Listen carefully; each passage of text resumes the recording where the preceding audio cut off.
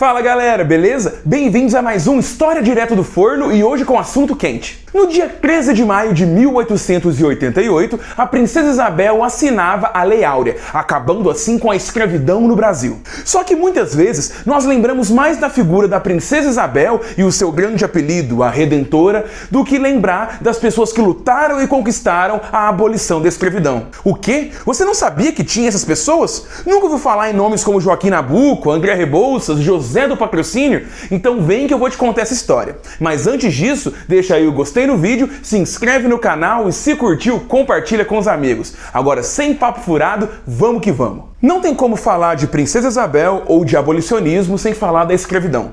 Eu tenho muitos vídeos aqui no canal falando sobre o impacto da escravidão, inclusive alguns que eu fiz nos últimos tempos, mas o principal foco que temos que ter é que o Brasil foi o país que mais recebeu escravos em todo o continente americano. Nós recebemos desde 1500 basicamente entre 5 a 6 milhões de escravizados, e isso tudo num espaço de 350 anos. Além disso, é importante entender que a escravidão ela aumentou com o passar do tempo, chegando no auge no século XVIII, com os escravizados vindo para a região das Minas Gerais trabalhar na coleta do ouro, assim como na expansão do café. Só que não podemos esquecer que todo o ciclo econômico brasileiro teve presente a escravidão durante o Brasil Colônia e o Brasil Império. E não só africana, a escravidão indígena também era muito forte e foi a principal durante o século XVI. Esse legado escravocrata acabou condicionando a sociedade brasileira, sua política, sua economia, e nós vivíamos um país basicamente que só existia porque tinha a escravidão como base. O sistema de trabalho, o desenvolvimento da economia, a questão social de termos pessoas que eram melhores do que as outras, tudo isso envolveu o aparato escravocrata, que era uma parte muito forte da nossa sociedade. Não à toa, quando em 1822, Dom Pedro I proclama a independência, o Brasil é o único país que vai fazer sua independência e que não acaba com ela. A gente pode citar inclusive também os Estados Unidos, só que mesmo os Estados Unidos acabaram com a escravidão primeiro do que o Brasil, ali no advento da Guerra Civil dos anos de 1860. E falando de Brasil Império, porque aqui o Brasil já é um país independente, o desenvolvimento da escravidão no Brasil foi tão forte que era simplesmente impossível imaginar para a maioria das cabeças que mandavam no Brasil um país sem escravidão. Tanto que não foi apenas em 1888 que nós decidimos acabar. Vários projetos de lei acabando a escravidão das mais variadas formas, seja de forma gradual, seja com indenização dos senhores, seja colocando alguns aspectos de lei sobre idade, entre outras coisas, e mesmo assim a escravidão perpetuou. Os deputados e senadores, lembrando sempre que o Brasil Império nós tínhamos uma monarquia constitucional, então o imperador não governava sozinho, essa galera que fazia as leis simplesmente tinha uma força muito maior em manter a escravidão.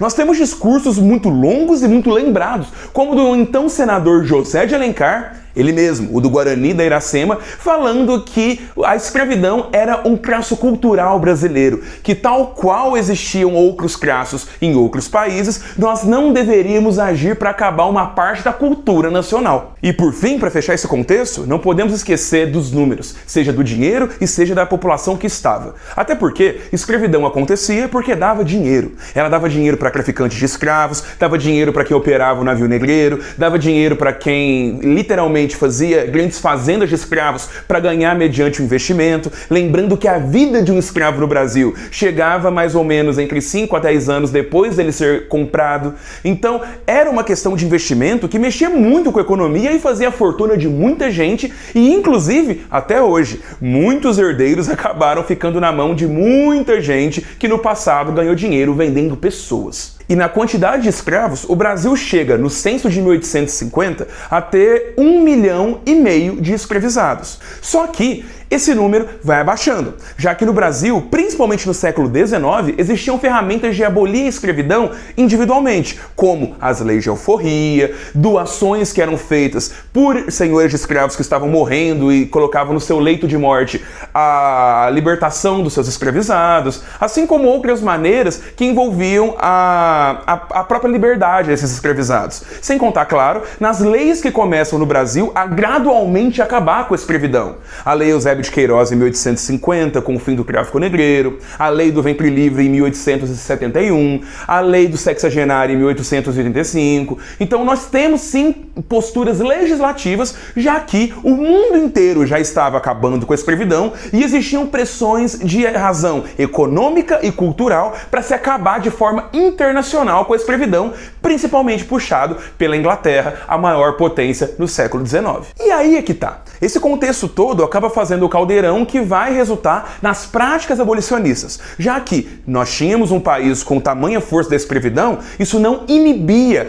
a presença de pessoas que lutavam contra ela. Dessa maneira, nós vamos ter um movimento abolicionista que encontra amparo em vários lugares, principalmente em elementos da elite, e aí podemos citar tantos membros da família real brasileira, que por mais que você tinha sim escravizados e todo um aparato estatal que possibilitava e incentivava a escravidão era a base da sociedade brasileira, mas também da monarquia, nós tínhamos a posição individual, como de Dom Pedro II, Princesa Isabel, que eles eram abolicionistas. Então é muito curioso isso, porque muita gente, principalmente monarquista, coloca essas opiniões para falar que a família real era abolicionista, mas acaba passando pano para falar que eles não agiam de forma contundente contra todo esse sistema escravocrata no qual eles dependiam. Mas a gente tem que citar, eles tinham de fato individualmente uma posição anti-escravista. Assim como encontramos pessoas, inclusive na época da independência. Dom Pedro I tinha uma posição anti-escravista, o José Bonifácio também tinha, a Imperatriz Leopoldina também tinha, e por aí vai, encontrando amparo em vários intelectuais, senadores, deputados, conselheiros, etc. Só que isso vai aumentando e arrebanhando mais pessoas, que inclusive no cenário político que a gente tinha os dois partidos, o Partido Conservador e o Partido Liberal, que se pareciam muito nas práticas deles, o Partido Conservador atuava de maneira mais abolicionista do que o próprio Partido Liberal. É uma coisa muito interessante, já que o Partido Liberal tinha liberdade no nome, mas garantia a liberdade principalmente das pessoas fazerem negócios. Como que eles iriam votar para algo que acaba com a mão de obra, a propriedade e o investimento de tantas pessoas que tinham esses escravos? Então percebam essa questão política. Além disso, temos figuras como o Joaquim Nabuco, temos figuras negras muito fortes, como o engenheiro André Rebouças, o jornalista José do Patrocínio, o advogado Luiz Gama, o poeta Castro Alves, entre muitos outros que merecem ser citados, inclusive mulheres. E também se encontrava eco desse abolicionismo na questão do povão. Muitas pessoas de classe mais baixa acabavam tendo posições anti-escravistas, por mais que a gente tivesse uma presença muito grande de muita gente que defendia a permanência da escravidão. Até porque o sonho clássico de uma pessoa de classe baixa era ascender socialmente, e o maior exemplo que ascendeu era ter o seu próprio séquito de escravos. Então tem toda uma questão dessa, porém não inibe o movimento abolicionista, que vai, com o passar do tempo e conforme as leis vão acontecendo, essas leis Eusébio de Queiroz, entre outras, vão ganhando cada vez mais força. E um exemplo muito grande disso é que em 1870, Nabuco, Patrocínio e Rebouças criam a Sociedade Brasileira contra a Escravidão, assim arregimentando pessoas e causas que pudessem comprar alforrias, que estimulassem o debate intelectual para que as pessoas entendessem que a escravidão tinha que acabar, entre outras coisas. E nisso é interessante perceber que a Princesa Isabel, na sua figura individual, era de fato uma abolicionista, só que ela estava muito cerceada pelo sistema que a própria família dela dependia. Então ela era presente em algumas reuniões dessa sociedade, mantinha amizade próxima com José do Patrocínio, com André Rebouças, com o próprio Nabuco, só que ela em si não tem esse protagonismo durante o movimento abolicionista, embora não seja que ela não fez nada, só que ela não, de fato, teve esse protagonismo que muitos historiadores depois vão colocar nela, nessa fama dela ser a redentora. Então percebam que a Princesa Isabel está nessa equação toda abolicionista, mas ela de fato é uma variável muito menor. E isso é uma coisa interessante quando a gente fala de historiografia, como se faz a história, porque nós temos historiadores ali do início do século XX, justamente próximo da data da abolição, como Pedro Calmon, que tinha uma posição mais factual, acabavam sendo historiadores que queriam registrar os fatos e as verdades, entre outras coisas, e acabavam de fato estimulando uma narrativa que privilegiava elites e principalmente a Princesa Isabel, parecendo que a Princesa Isabel foi uma grande mente intelectual e política perante todo esse processo. Mas a historiografia mais recente, exemplificada com nomes muito ligados à ideia do Brasil Império e da própria escravidão, como o próprio Sidney Chalub, assim como muitos outros, mas aqui muito representado pela excelente dissertação da historiadora Ângela Alonso, o Flores, Votos e Balas, uma história do movimento abolicionista brasileiro, que a gente entende de fato que existia toda uma gama social e popular que era contra a escravidão e que pressionava muito. Afinal de contas, e a própria Alonso cita isso, nós temos 3 principais movimentos abolicionistas. O das Flores, muito representado pelas campanhas de arrecadação de fundos e fazendo óperas e teatros nas ruas para as pessoas entenderem a causa da abolição e doarem, e essas doações eram revertidas para comprar alforrias, e muitas vezes essas causas eram lembradas porque as pessoas colocavam camélias brancas nos seus paletós ou vestidos para se mostrarem simpáticas à abolição, e daí inclusive vem a excelente música do Gilberto Gil, As Camélias do Quilombo do Leblon, um dos maiores quilombos que a gente tinha ali numa região urbana.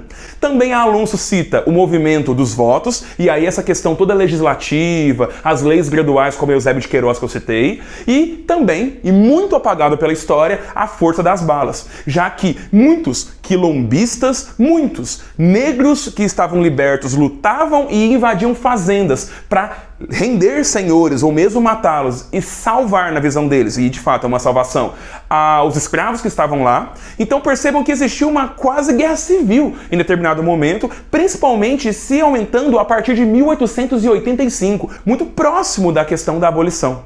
Então esses movimentos abolicionistas, muito bem traçados, mostram o tanto que a Princesa Isabel participa, mas ela tem uma participação tão ínfima que mesmo na Lei Áurea ela não é o componente principal. E essa questão legislativa que vai dar torno à Lei Áurea nem foi da Princesa Isabel em si, já que ela de fato participava das reuniões com políticos, não sempre, mas ela não fez a principal redação do texto, até porque nem podia. Quem vai capitanear isso é o membro do Partido Conservador e então ministro da Agricultura do Brasil, o Rodrigo Augusto da Silva, que tinha ligação com muita gente importante do momento e era inclusive genro do Eusébio de Queiroz. Olha aí o tanto do nepotismo da política brasileira se manifestando até nas causas abolicionistas. O Rodrigo ele vai pedir muita ajuda do Joaquim Nabuco, então o senador, para fazer o campo político ali para se aprovar essa lei, já que a pressão e o contexto cada vez colocavam a manutenção da escravidão como algo praticamente impossível.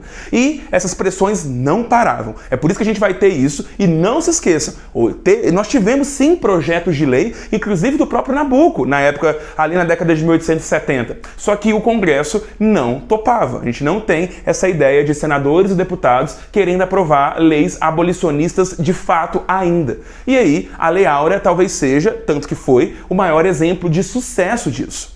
Então, a gente vai ter a votação dessa lei, a discussão dessa lei, temos discursos contra a Lei Áurea, e quando ela foi uma sessão muito rápida, na Câmara dos Deputados ela passa com uma ampla maioria, e no Senado nós temos um único voto contra, que é o do Barão de Cotegipe, aquele que entrou para a história para falar para a Princesa Isabel que ela redimiu uma raça, mas perdeu um trono.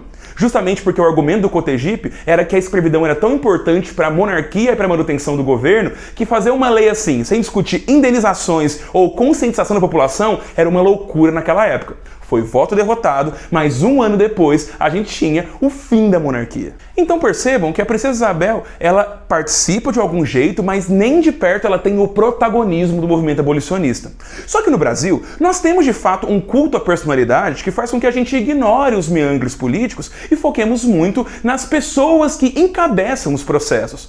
Dom Pedro II não estava no Brasil, ele estava tratando de doença na Europa, e a Princesa Isabel estava ali como regente. Mesmo ela não tendo esse trâmite todo, como eu acabei de dizer, ela que é lembrada, é ela a redentora, é ela que muita gente vai lembrar como a pessoa que finalmente acabou com a escravidão no Brasil. É ela a homenageada quando se faz uma missa pública no dia seguinte da abolição da escravidão. E é ela que é lembrada porque na lei nós temos lá que a autoridade daquele parlamento que fez a Lei Áurea foi feito em honra e em nome da Princesa Augusta Isabel. Bom, eu só queria falar sobre isso pra gente discutir um pouquinho a questão do protagonismo da Princesa Isabel, principalmente na memória do abolicionismo brasileiro, e mostrar que a gente tem muita gente e muitas pessoas que participaram disso e fizeram a abolição ser possível. Ela não foi dada, ela foi conquistada. Recomendo muito o livro da professora Alonso, ele é sensacional para entender esse período, e se vocês quiserem mais vídeos sobre essa temática, deixem aqui nos comentários. De resto, muito obrigado pela atenção de vocês. Vejo vocês segunda que vem com mais um História Direto do Forno. Até lá!